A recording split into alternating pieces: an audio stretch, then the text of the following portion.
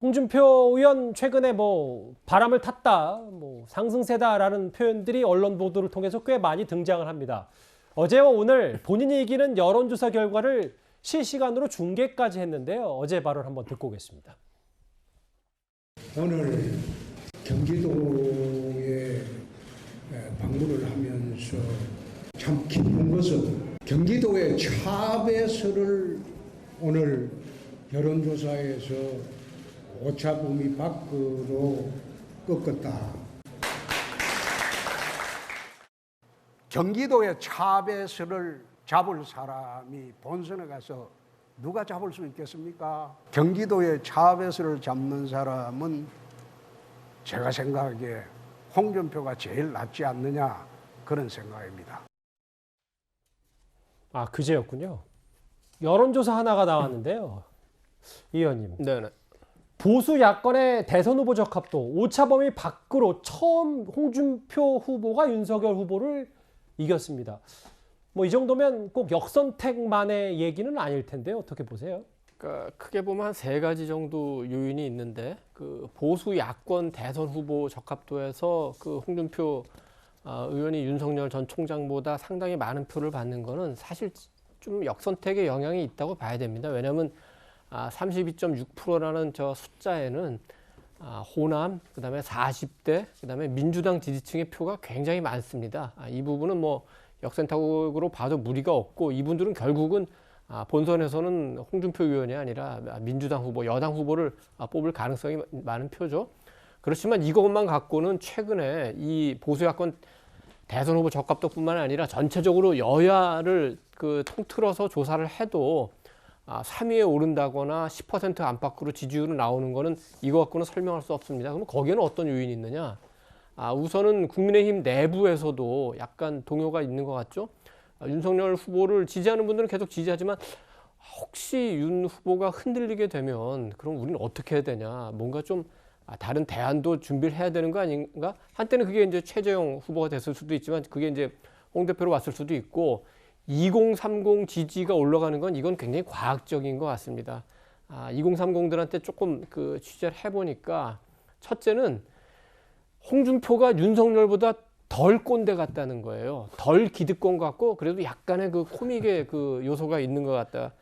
그게 하나가 있고, 두 번째는 2030 특히 이제 남성들이 이준석 대표를 굉장히 이제 지지하는 분들이 많은데, 윤석열은 이준석과 싸우고 홍준표는 이준석을 지지한다. 그게 영향이 있는 것 같고, 세 번째, 이게 굉장히 중요한 것 같은데, 2030에 굉장히 적합한 공약들을 홍 후보가 내고 있습니다. 예를 들어서 사시부활하겠다, 외시부활하겠다, 정시로만 하겠다. 이렇게 되면 어떻게 되냐면 윤석열 전 총장이 사시 볼 때는 한 300명 받지만 지금 로스쿨로 한 3,000명 이상 변호사가 나오는데 그게 사시로 변한다면은 청년들에게 굉장히 큰 기회가 됩니다. 알겠습니다. 이런 부분을 지금 우리 김경진 의원 옆에 나오고 계시겠지만 그런 정책적인 면도 아마 잘 봐야 될 것 같은데, 예. 하나만 요거는 덧붙여야 될 것 같아요. 그러니까 지지율이 오르니까 마음이 기쁘기도 하고 급하기도 하니까 이제 윤석열 후보를 많이 공격을 하는데, 여권에서 굉장히 압박을 받고 있는 자당 후보를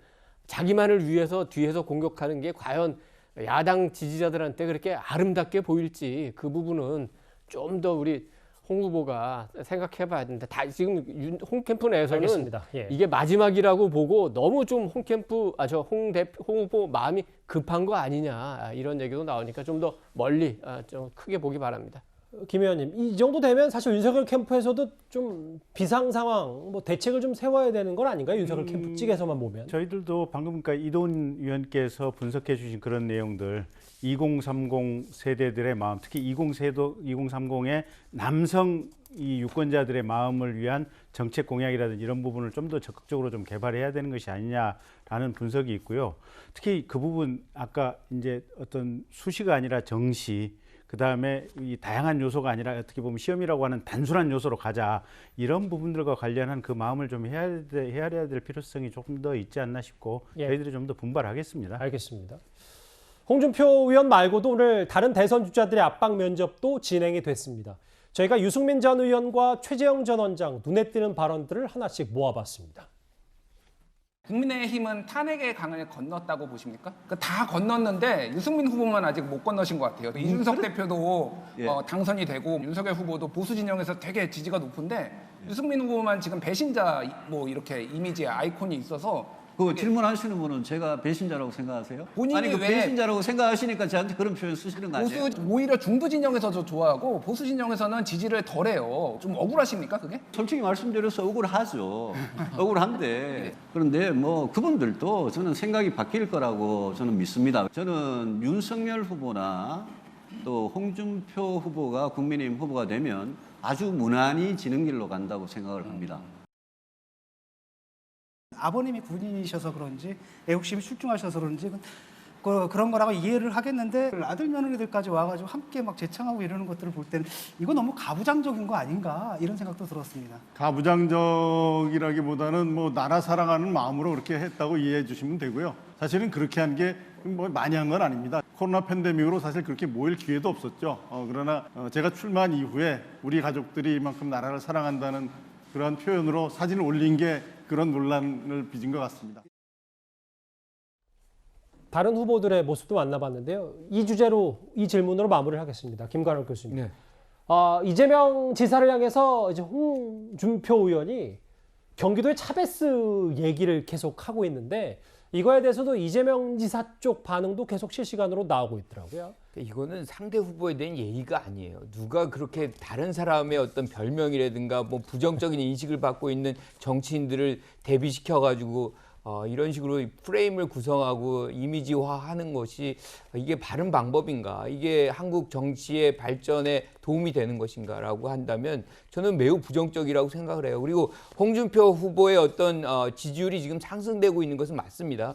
이게 꼭 예컨대 뭐 역선택의 결과로만 얘기는 할 수는 없어요. 왜냐하면 국민의힘당의 지지자들이 윤석열 후보로부터 상당히 이탈해가지고 지금 이동이 되고 있는 것은 분명합니다. 그런데 이 지지율이 공고화된 지지율은 아니거든요. 사실상 윤석열 전 총장이 흔들리면서 온 것이기 때문에 본인이 막 비전을 보여주고 정책을 제시해서 온 것이 아니라는 부분을 본인 잘 인식을 할 필요가 있어요.